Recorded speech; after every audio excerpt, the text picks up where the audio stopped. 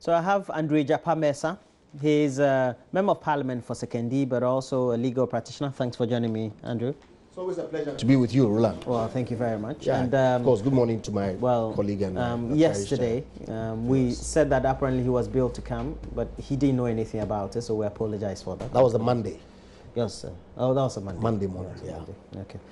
And then also, we have another regular on the show, Mohammed Abdulaziz, Member of Parliament from Myong. My good friend, good morning. Good morning, Roland, and good morning to Bobo. How have you been? I'm good, Roland. Okay. But let's start with ongoing issues about security and, well, the Interior Minister has had a lot to say about general sense of security. We know that the latest was the shooting of a policeman, a police chief inspector at the Kwabenya post, and apparently we're told that is an indication of strong breach of security, but we still have a sense of some kind of urgency in our country, and the IGP had been trying to assure members of the public that something has been done. But let's just watch the IGP briefly. The IGP had been interacting, and we would want to hear from the IGP, the Inspector General of Police, David Asante Apietu. Inspector General of Police, David Asante Apietu, was in Parliament on Tuesday along with other senior police officers for the meeting, which lasted close to 3 hours. He told journalists after the meeting police personnel are still determined to do their jobs. We are behind our men. I mean, we assure and reassure them that things that have happened is not going to break our resolve to protect the people of this country. And they should continue. That is our sworn mandate. And we continue to protect life and property and maintain law and order in this country. As far as the Ghanaians. Yes, that once we are up in our game in protecting life and property, Ghanaians must be assured that they are in safe hands. Interior Minister Ambrose Derry, who was also at the meeting, says government will properly equip the security forces to prevent such incidents in future. Well, the matters of logistics by all means came on. You know that I've had occasion to say that we have different levels of shortfalls. First of all, from the personnel level, we have one policeman to 848 civilians. The United Nations says minimum 1 to 500. The government, you know, is starting some recruitment this year of 2,000. Some years we haven't had it. We need to do more. The President is committed. We also are aware of the logistical support that the President has given, 200 for vehicles, 400 motorbikes. And that's because we are beginning to confront different type of crime now using motorbikes, that we need to change our ways. Ranking member on Parliament's Defence and Interior Committee, James Agaga, says the committee feels reassured following the meeting. The issues that came up for interrogation were done. There was some in-depth exposition with relation to the issues, and we're generally very satisfied with the outcome. So for you, was it just a communication issue and the information not reaching you about what is being done to deal with the situation? An issue, something happened, a life was lost, and we all felt troubled that, listen, this is not the first time. You remember what happened at the Afram Plains, and coming on the back of that, we lost another life at Kwabenya. So we're just wondering whether or not the Ministry of the Interior, the government, and the police have strategy. Well, so now we've had the former Deputy Minister of the Interior also speaking, and James Agaga. But let me go to you, Lawyer Mesa. Do we have a general sense of insecurity? Because consistently, it looks like we've had a number of attacks or sporadic attacks, not only on the police, but also just even yesterday, a report of the MC for WA, is a WA or so, and he has had his personal property vandalized, and if somebody was there, could have been brutally assaulted by some irate youth, even of the party, etc. Others will say socially, the country seems not to be in a proper state of security. Well, let me just say good morning to our cherished viewers and, of course, to my colleague and your good self. I don't think that there's a general sense of insecurity in this country. After all, when we were leaving our homes, we didn't come with armed guard. We came at our own free will, drove on the streets of Accra all the way from Labadi to your studio here in Kokomimle without anybody interfering in our movement or putting us under any sense of apprehension. But then again, it is indeed the case that crime is happening around us, and it is important that the powers that be do whatever it takes to minimize the incidents of crime. And I was extremely gratified that the minister at the committee meeting yesterday clearly indicated the steps that government was taking to retool the police service and to put them in a proper stead to enable them carry out their duties as expected of them in accordance with law. You see, we tend to play politics with everything. That is why some segments of the population, particularly the NDC, has jumped on this unfortunate incident that has befallen our brothers who are in uniform, particularly the recent incident at Kwabenya, and are making it look as if hell is breaking loose. Hell is not breaking loose. But if you look at the statistics, Roland, you cannot tell me that this is the first time in the history of this country that people have attacked police stations. And what will you be taking? It is not justifiable. I'm not saying. Look, if we lose one life, it is in itself worse. People's lives ought to be protected. Property ought to be protected.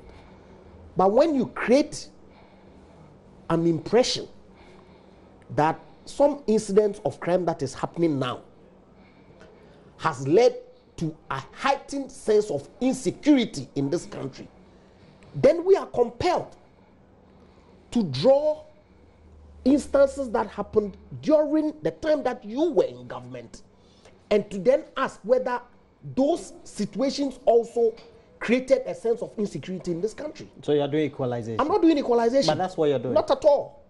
Because you know how I do my politics.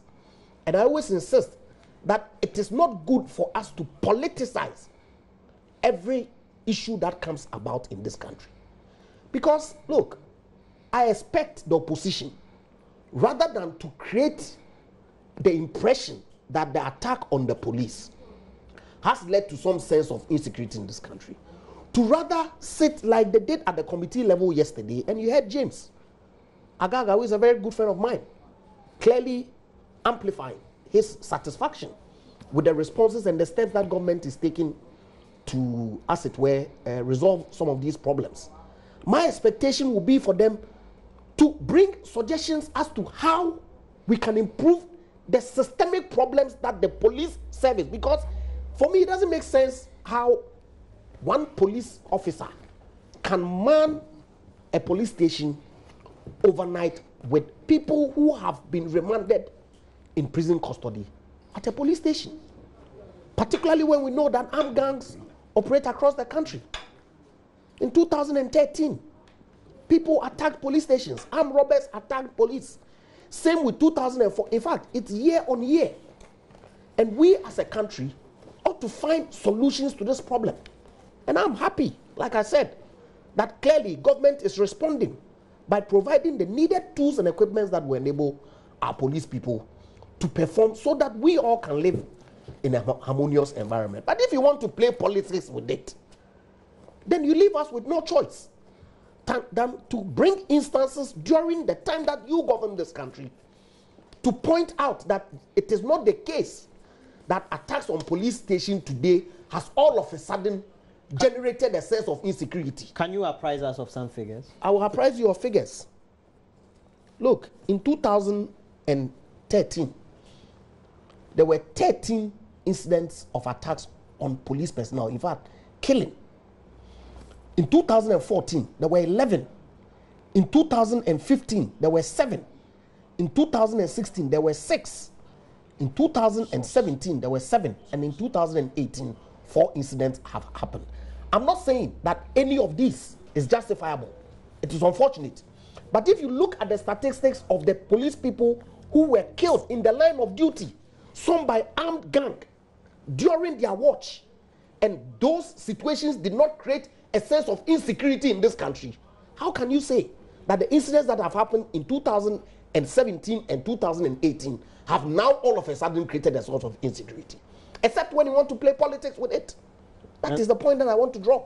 And what's your response to all this? Because we know that it is the responsibility of not only the ministerial bodies, but also the various security apparatus to ensure that they provide security. And we can only do so based on the number of personnel we have, the level of ammunition, and the strategies that we deploy. It cannot be any more than that, can it? No, it cannot. Good morning to you, Roland, and good morning to Bobo, and good morning to our cherished viewers. I don't want this Bobo to assume the status of Napo. Please.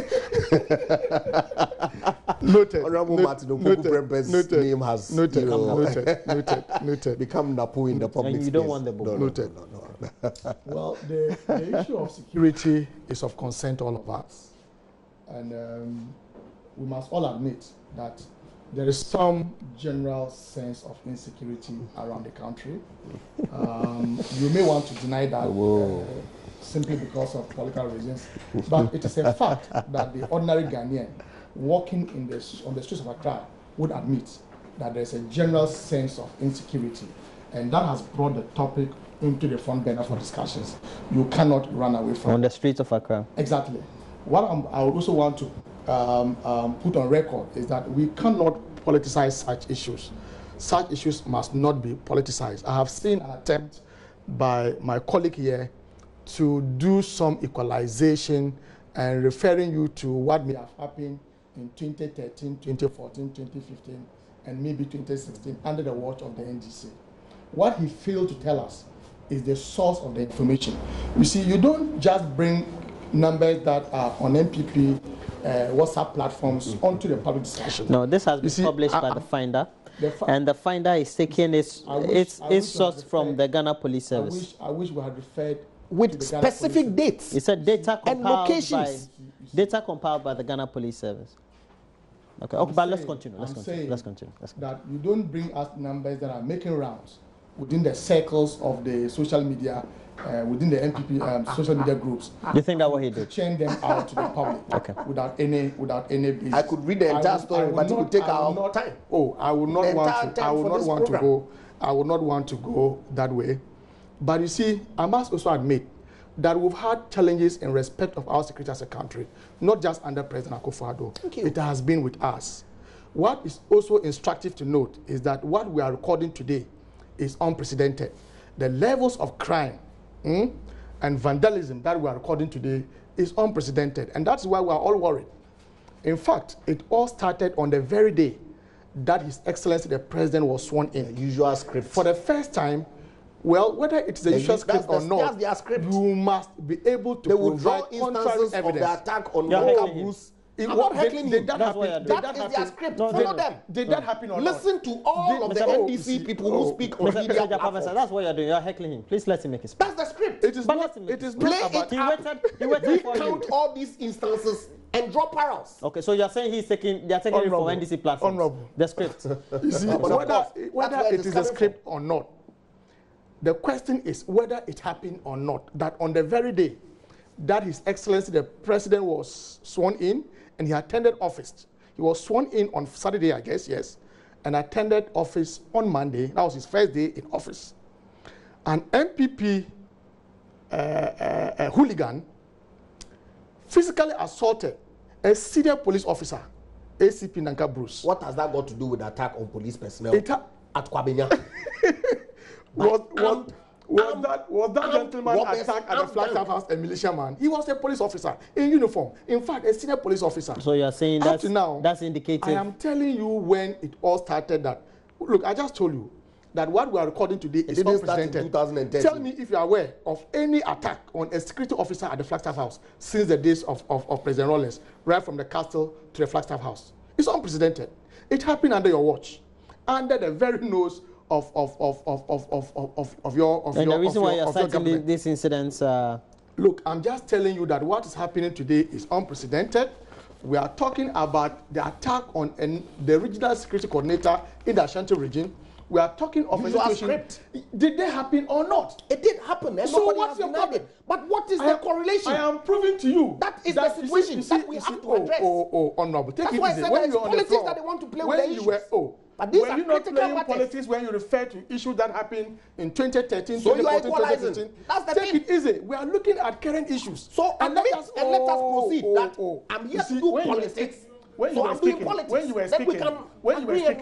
were speaking, I had a lot of reservations about your submissions, but I gave you the chance to speak. Just make sure that I also flow. When I finish, you can come back. You see, I'm also referring you to the attack of a court in a broad daylight and a sitting judge. You are a lawyer and you know the sanctity of our courts. A sitting judge was chased away. But we've had an end to that issue. You see, if you say you have an end to that, you and I are aware of the paltry charges that were meted out to them. Compare that one to what happened to the Muntie tree, and you will tell that sometimes you require a political will. In fact, when those guys went to court to vandalize the court, you know what their reason was? They were assured by people in government that their colleagues were going to be released on that day. Your point is what? What I'm telling you is that the levels of crime that we are recording today is unprecedented, and the government must admit to that. Look, I have been very, very fair that issues relating to security did not just start under President Akufo-Addo. But what we are recording today is unprecedented, and they must admit to that. You see, we are looking at, just last week, a group internally calling themselves Kandahar Boys, affiliated to the MPP, issued a statement.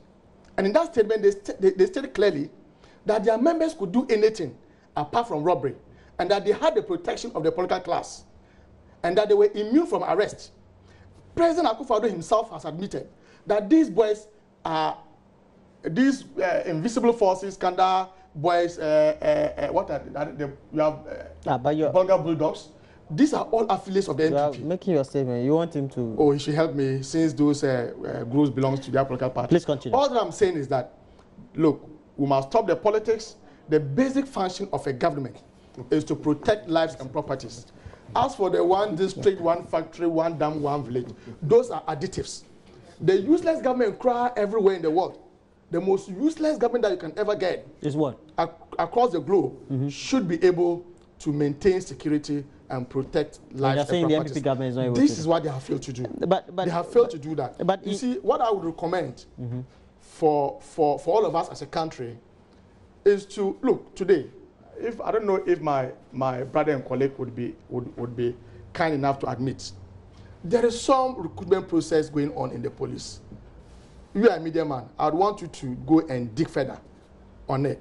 Are we engaging politicians in the recruitment or not?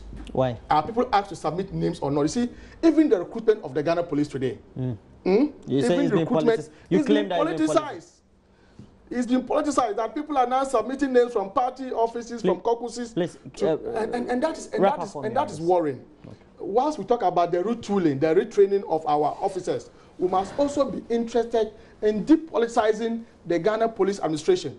Yes, it's admissible that the Vice President is a chairman of the Police Council, but we are over-politicizing the Ghana Police Service. And that does not argue well for us. Stop this equalization. You have the power today. Act and act well. That's what the Ghana Mr. Mensah, for example, we've had the Upper West branch of the MPP condemning an attack and destruction of properties owned by the municipal chief executive. And we're told that apparently some party foot soldiers and a party leader, they went to ransack all that. If you read commentary, and I have to cite social media because now you have an aggregation of comments from notable people, because social media is now being occupied by a lot of people who have a lot of intellect to comment on many issues. The concern is that because we've had the sporadic aggregation of these incidents, for which government and the security apparatus have not taken any concrete steps to initiate actions as deterrent. It's emboldened other groups, perhaps, armed robbers inclusive, to just take the law into their hands and do what they can and at will. Roland, of course, I mean, the statistics that I indicated to you earlier yes. does not support this assertion at all. And I would say, and I've said it before, I will not hold brief for any party foot soldier or youth or anybody who takes the law into his own hands and does things that are clearly untoward. I will condemn unreservedly any attempt to take the law into people's hands. And I would always implore the police to do their work. His Excellency the President has indicated that crime is crime. And when people fall foul of the law, they ought to be dealt with, and dealt with ruthlessly. And that is what I expect from our security agencies. And if they do not do that, then clearly they are failing the people of Ghana. Because that is what we spend our resources to pay them to do. And so, yes, if people have attacked some district chief executive, arrest them by all means, irrespective of the coloration of their political dresses that they wear, and bring them to book. That is my only response to the matter. All right. And so now we have the assurances from the Interior Minister, Mr. Ambrose Derry, giving us on the indications that government is continuously retooling the Ghana Police Service and the other security services to make sure that crime is nipped in the bud. And you can see from your neighborhood, even in Accra, that they've intensified the patrol watches, the night patrols, the various patrols around the residential areas to make sure that people just don't go and intrude and also just beguile people's homes. And that's the right way to go. That's the right way to go. It doesn't show any sense of insecurity at all. That's the right way to go, and let's commend the Ghana Police Service for that. Okay, so in one breath, you commend the Ghana Police Service. In one breath, you said that security is at a you have just given me, you have just told me of their efforts in respect of Haven't you witnessed their efforts so far? You live in Accra. It is also true that we are recording very unusual crimes in this country, and we cannot run away from that. But you see, Roland, it's not just about assuring us of the retooling. In fact, every government successive regime since '92 have made some efforts to retool the Ghana Police Service, and for that matter, any other security agency in this country. What is most important is the political will to deal with people who are associated with our political parties. Let me just give you a very good example of where President Nana Akufo-Addo and the government has lacked the political will. You remember the banter between the minister responsible for gender and the Northern Regional Chairman of the MPP, where allegations of murder were impugned. You know what happened? A party meeting was summoned and people were made to apologize. That is not the way to go. That when people make allegations of murder, what you do is to investigate and process people for court. You just don't ask them to apologize. Apologize to who? You remember what I'm talking about? When Bugre Nabu, the Northern Regional Chairman, accused Afisa Jabba of some... You mean when they traded insults? Exactly. In the media? Some allegations of murder in respect of late Chairman Mahama came up. We all heard it. All that they did was to summon a party meeting. But those are just utterances. You cannot, by law, say those. But utterances made by a known person, and all that you do, you are a lawyer, you know better than I do, that in law when someone makes allegations of murder, what you do is not to ask them and apologize. Do you ask them to apologize? He is alleging. Why is he calling on me to provide? I'm not saying provide. I'm saying that you are a lawyer, and so you are better informed on this issue. But you are not a lawyer. You make statements that you yourself. But the law is not written in Swahili or Arabic. I'm saying it's on record. Why are you inviting that me you to summoned a party meeting, and all that you did was to ask Bugre Nabu to apologize. When someone makes allegations of murder, it's a very serious crime. You needed to investigate and possibly prosecute based on the findings of the investigations. But all that you did was to ask the gentleman to come and apologize publicly. Is that what we are out to do? I'm saying that let us show that when the issue relating to Mahama has been investigated and people are in before court. Well, we made an attempt to prosecute. Now, have you done that? Let's quickly move on general to security. Let's look at this. Spend just a few minutes on this before we move on to a substantive issue. MyJoyOnline.com can confirm that 2 vintage Mercedes-Benz vehicles were said to have been smuggled into the country. They belong to a prominent Accra-based businessman, and apparently, the vehicles were driven through the border. We're told that they didn't even pay the right, or they have not paid at all. And they went straight into the premises of the MCE, that's the official residence of the MCE. And that has raised a lot of concerns, not only in the media, but among the generality of the public about whether the MCE was aware or was not aware about those cars being parked in his official residence. I'll start with you, Mr. Japan. Well, I do not see any act of collusion rationale in trying to draw the MCE into this brouhaha. Why not? He's the MCE of the area. Yes, he is the MCE of the area. Liability. Interesting.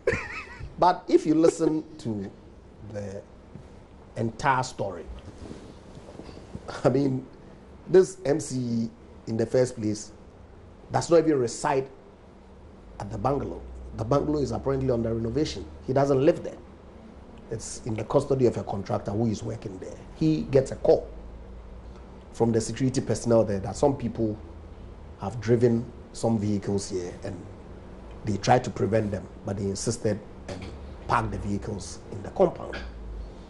He then calls national security to inform them that, look, my security detail in my house have informed me that some persons have brought some vehicles into my official residence. I don't live there. I'm not there at the moment. I'm actually living in Accra. Can you follow up and find out what it is that these vehicles are and what they are doing in the government bungalow? The security detail went there with the customs officials and realized that these were vehicles that had been smuggled into the country with duties unpaid, and so impounded the vehicles.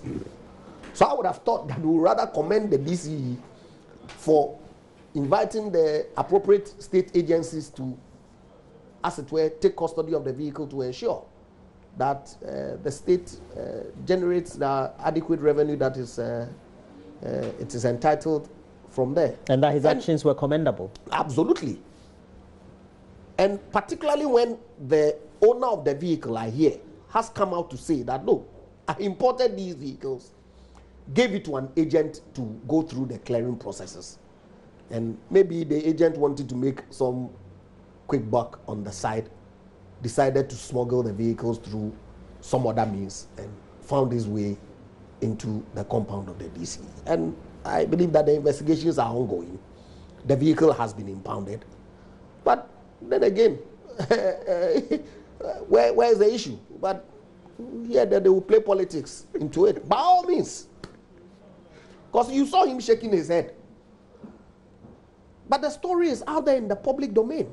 And anybody who cares to apprise themselves of the truthfulness or otherwise of it can go online and check. I know your viewers are extremely discerning and they know where to source the information. But all the reading that I've done, including interviews on your own sister platform, Joy FM yesterday, I was completely taken aback regarding the kinds of commentary that I had seen on social media earlier. One even related it to government increasing taxes and hence encouraging smuggling, as if to say smuggling started in this country during the era of the Nagwado. Indeed, when His Excellency the President took office, the MPP government has not introduced one single tax in the import space. Not one. He is in Parliament. He can tell our viewers whether any bill, because it's only Parliament that is vested with authority to impose taxes, whether any single bill has come to Parliament increasing taxes or imposing new taxes. in the importation space, he would quickly say that the rollover of the national stabilization levy or some tax that was rolled over that had a sunset clause that the Minister of Finance has indicated that they were extending the expiration. It's a new tax, because I've heard him, I've been on a platform with him that he advanced that same argument, and I wondered. But then again, he's entitled to his view. But we cannot put out information that clearly seeks to, as it were, if you like, confuse the vulnerable within our society, purely to score some political points. Because you listen to them, they are of the socialist fold, peddling an untruth over and over and over and over again, and they themselves begin to believe that untruth to be the truth. And of course, it will rub on some persons. Hence, their script, when they start talking of insecurity in the country, they start from Nanka Bruce and recite Delta Force attack on the court and draw inferences to attack at Kwabenya police station to see that there's general insecurity in the country. But, you know, those are the facts. And I do not see any complicity in this matter at all. The MC. If it was somebody, some whistleblower who had leaked the information to the national security apparatus and they have impounded the vehicle, which was under some you know, the district executive had sought to hide in his compound. And these are unique vehicles. I mean, they are not ordinary Toyota vehicles that can easily mix up. These are vintage vehicles. Expensive vintage vehicles. And I wonder for how long that whoever intended to smuggle them in could have succeeded in not getting the state apparatus to note that something these vehicles have not been paid. Please respond to it, so I'll move to the University of Ghana and the medical facility there. Yeah. Roland, I don't know since when it became a crime, an offense to shake your head. When I nod, he's fine. When I shake my head, trouble. That is very interesting. When I was nodding, he was fine with me.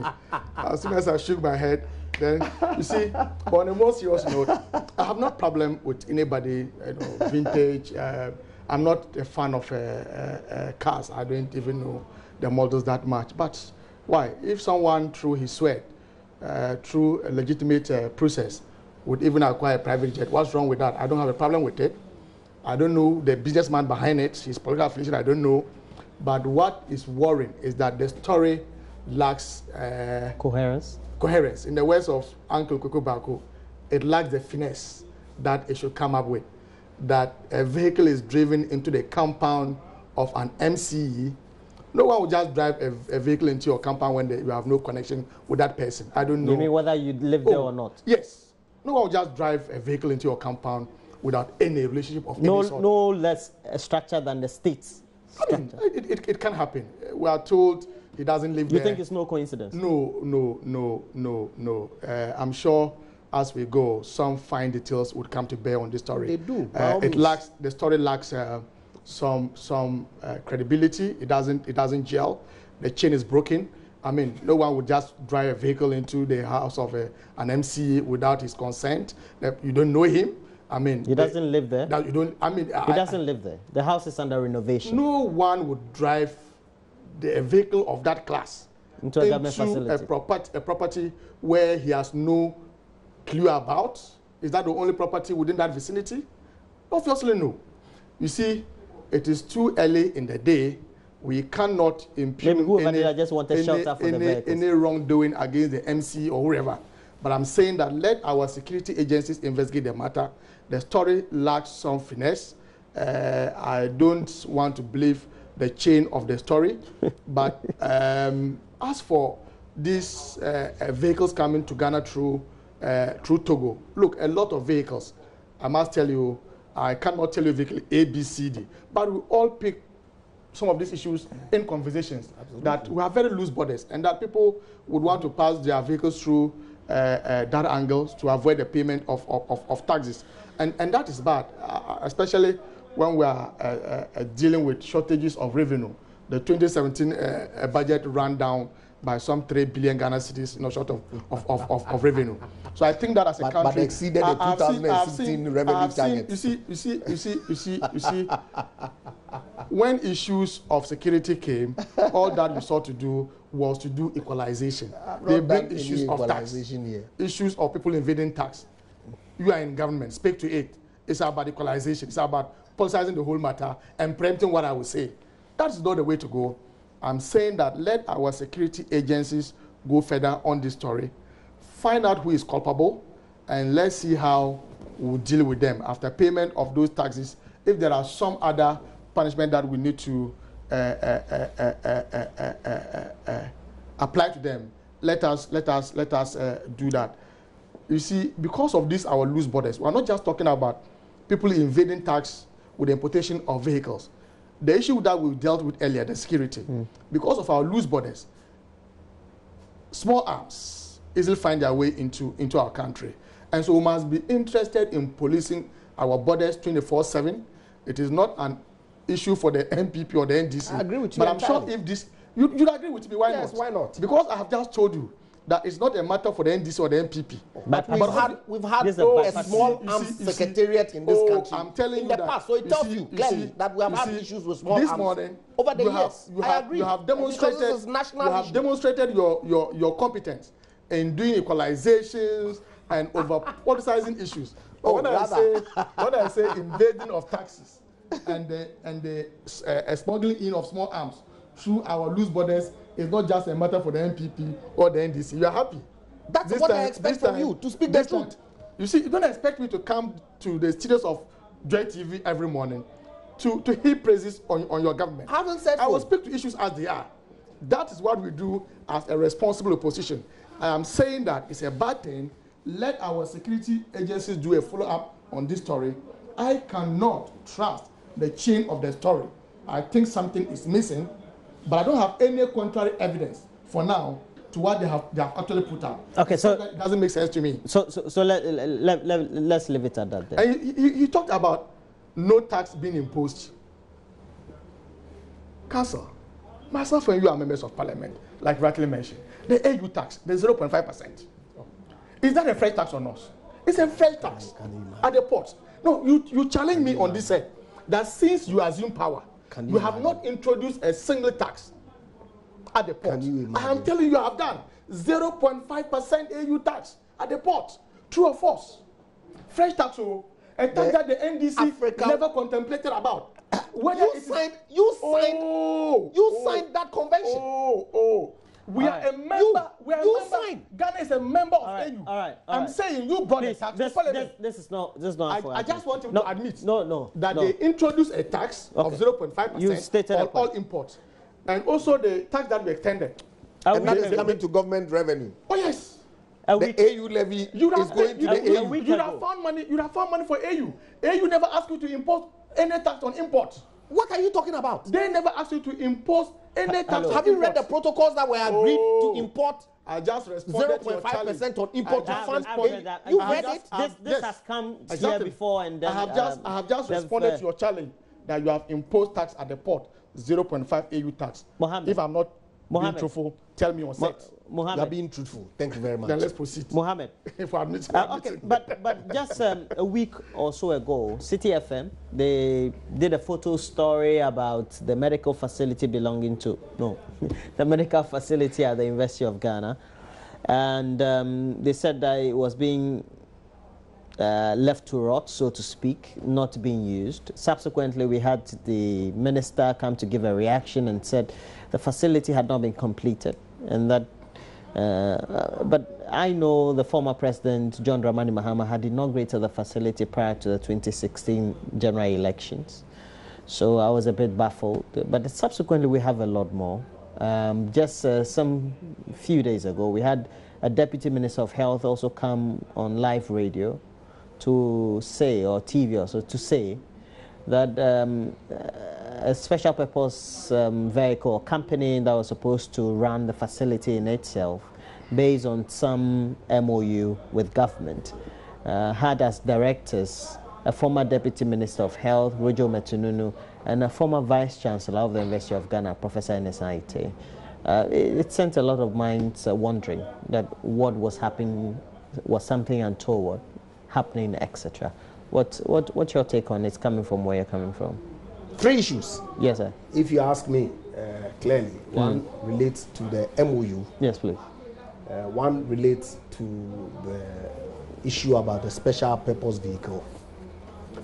And the third one probably relates to the commissioning of the facility and matters arising therefrom. I mean, it is indeed a fact which has been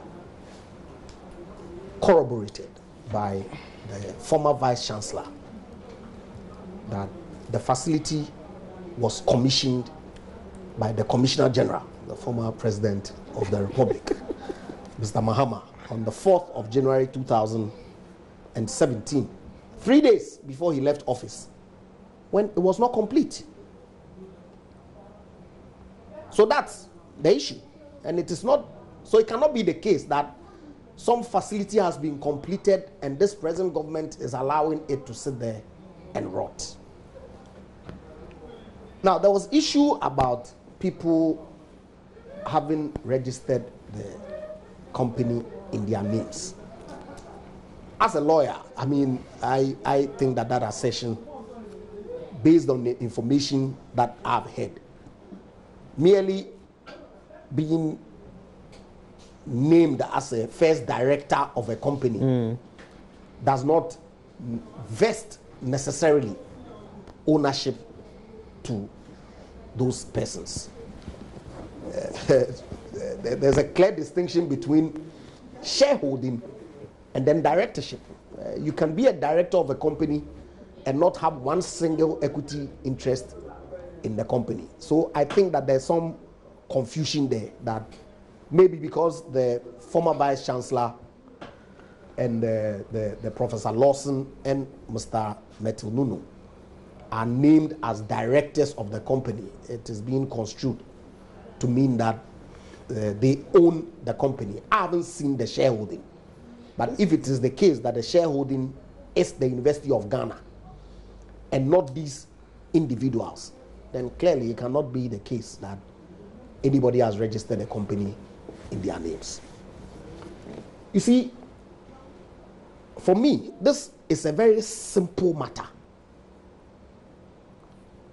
Now, why do I say it's a simple matter?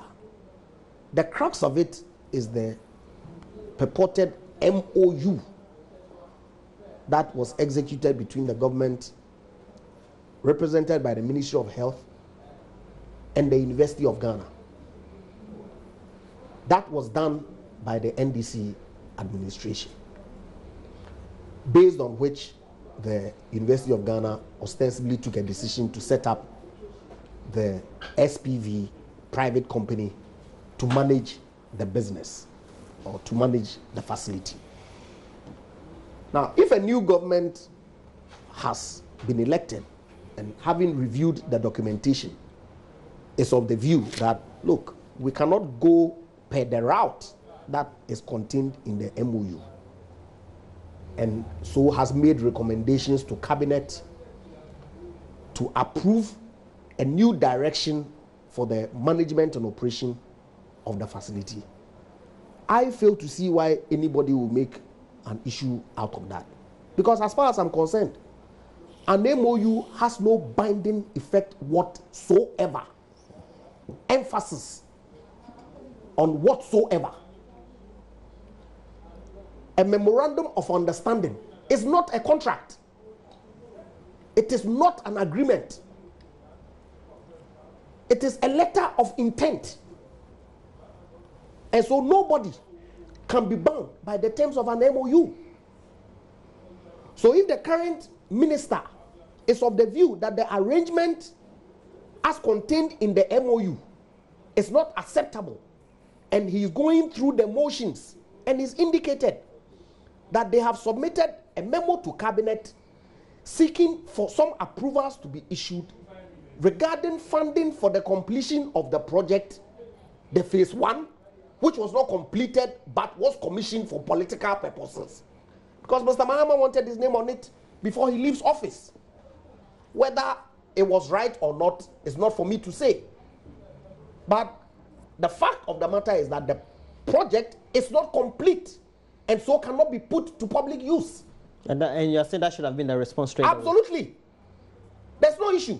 Because the Vice Chancellor, Professor Ite, yesterday said on your platform, Joy FM, that yes, he is aware that at the time that the commissioning was done by the former president of this republic, Mr. John Mahama, there were aspects of the project that were not complete. These were his words. And so if the government of today thinks that whatever intent that was reduced into writing, not a contract, but a non-binding MOU, they do not want to go that route. I fail to see why anybody would even have an argument. Yet, my brothers on the other side, would you leave me out of why would I leave you out? I've heard Honorable Okujeto Abrakwa. I'm not Okujeto. Why are you not sitting here on the Okujeto here. You are sitting here as a representative of the NDC. Are you not? Is it not? This morning, if you are here in your personal capacity, you have restricted all your submissions to what I'm most likely going to say. I'm not saying you. I said my brothers on the other side, the NDC. Go ahead. Represented by him. Represented by you here today, have raised all sorts of issues. That there's an MOU in place. That there's an MOU in place, and that government should allow the MOU to work. Who says that government is bound by the MOU? It's not binding. It's not. And let anybody tell me. And that should have been the official communication. And not that is the politics. The minister has clearly stated that out. That they think that the understanding that was reached is not the best mode of managing the public facility, that public funds were procured to do, because it's a loan that you and I are going to pay. And they don't think that the arrangement that the former government reached with the university authorities was the way to go. And they were going through the motions. The final approval has not been taken. A decision has not been taken by cabinet whether to agree with their recommendation or otherwise. So why they would choose to play politics by creating an impression that government has borrowed money, built a facility, and because of some interest, this facility is being allowed to rot, beats my imagination. Because that is not borne out by the facts on the ground. So stop the politicking and deal with the issues. Can we bring Mr. Mensah some tea? I think he's livid. Yeah. He's livid. With your utterances especially. I have not spoken yet. But you've been observing what has been going on over the last couple of days, especially particular relation to the University of Ghana medical facility. Roland, this is a very important matter. And as usual, my good friend and brother here is a very fine gentleman, but I'm sure this morning has not been a very good day for him. I've had the best of mornings till now. Instead of speaking to the issues from his perspective, or from the perspective of his party, from the perspective of what the he facts, does is to walk into my mind and begin to fish out what I'm most likely going to say. And, so he's been preempting you. Yes, and he got the first two very wrong. He has one over you. And he got the first two very wrong, and got this one too very wrong. So tell me. You see, the trust of the matter is that the Lagos Medical Center of Excellence is a tertiary medical institution. It is. No, to correct you, I hear it's even a step higher than tertiary. Exactly. They use the term that I cannot wrap exactly. my mind around. It's just that I can't immediately find a term beyond a tertiary status. It's a federal center for federal centers. For instance, the Kolebu. It's top of the top. Exactly. Kolebu Teaching Hospital. It's even higher than Kolebu. Konfuanochi. It means it's higher than Kolebu. Obviously, from the indication that we are picking. It's like what the Royal Hospital you find in the UK and all. So that is most likely also going to reduce the rate at which the political class will always fly outside for medical treatment. People run some tests and they have to send them to South Africa for the results to come. They have to send the tests for other parts of the world to run those tests for the results to come. I'm sure that is the reason behind the medical center at Legon, and also to facilitate the teaching and learning of medicine. And so it was a good idea, a good attempt by late President Mills of blessed memory. The project started in 2012 under President Mills and continued under President Mahama. Work actually started in 2013 under the watch of President Mahama, the very person that my colleague would want me to believe he was an incompetent. You see, what is interesting is that this is about 217 million US dollars a project, a loan facility from Israel. What you see, even before I proceed on this matter, when they talk of debts, they inherited an amount of 122 billion Ghana cedis debt. I have always said that those are not debts, they are investments. The medical center at Legon is a classical example of the debt that we inherited, the 217 million US dollars project at Kolebu. And that will be almost a 1 billion Ghana cedis. Exactly. Today, you are unable to operationalize that center simply because your government cannot raise 6 million US dollars to make it functional. No, I thought they said we're in the process of getting we need over 50 million. They have been in, no, I listened to the deputy minister on radio, including your own station, where he said that government was struggling to get 6 million US dollars to make that facility functional. Now listen. I am saying. Now listen. From what he said that even though it's not been completed, to operationalize it, you need 6 million. Now, to enable government complete it, they're in the process of securing a loan of 50 million to complete. That is the second phase of the project. Great. The first phase of the project is a 217 million US dollar facility. I just want to put what you're saying into perspective. That has been completed. We are talking of the second phase. To make the first phase functional, this government of President Akufo-Addo with Mr. Kenoforiata, with all the big brains that they claim to have, is unable to raise 6 million US dollars to be able to make that hospital functional. That must be put on record. That an incompetent government that you made the Ghanaian public to believe succeeded in getting 217 million US dollars from Israel. All that you need is 6 million US dollars to get it functional. Today, as we speak, the Vice President of the Republic, wherever he is, I wish him a speedy recovery. It's in the UK, we're told. He's not wherever he is. There's an official communication that says in the UK. But which part of UK, I don't really know. Which hospital, I don't know. Wherever he is treating himself, I wish him speedy recovery so he comes back to Ghana to continue his work. I'm sure if that facility was functional, the likes of Dr. Mahmoud Bawumia would not have been flown to UK. The people within the political class, the likes of honorably here who would want to fly abroad to treat themselves when they are sick could use the Legon Medical Center of Excellence. But you see, we are playing politics with this issue. University of Ghana is owned by the state. It's not a private institution. So if there was an MOU, if there were arrangements to cede the ownership of the facility to the University of Ghana, that facility has a board accountable to the University of Ghana.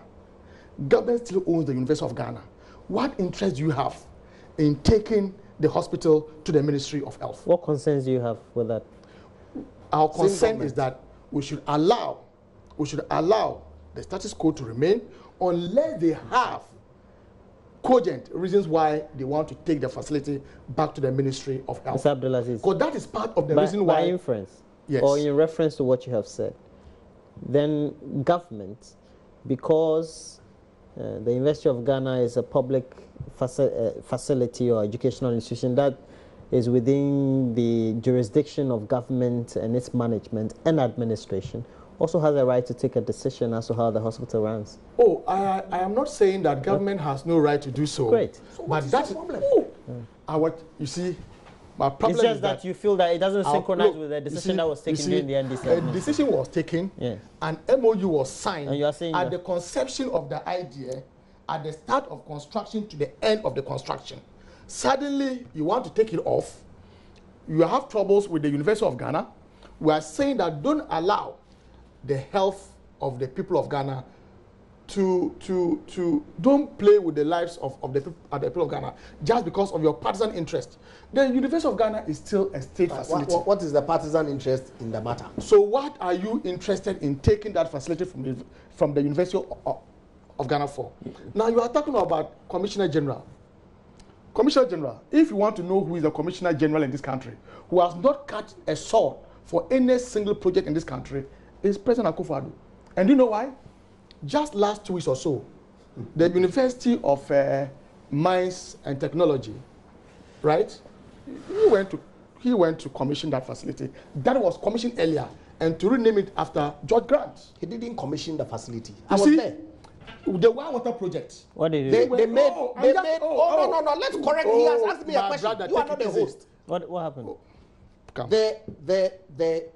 The university appointed His Excellency the former President John Ajikun Kufuor as Chancellor of the university.